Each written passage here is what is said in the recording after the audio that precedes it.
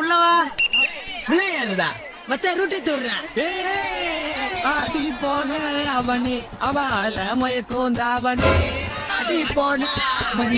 உள்ள ஏறிட பேமணி தவறி கீழே விழுந்தா சாவணி. உள்ள ஏறிட பேமணி தவறி கீழே விழுந்தா சாவணி.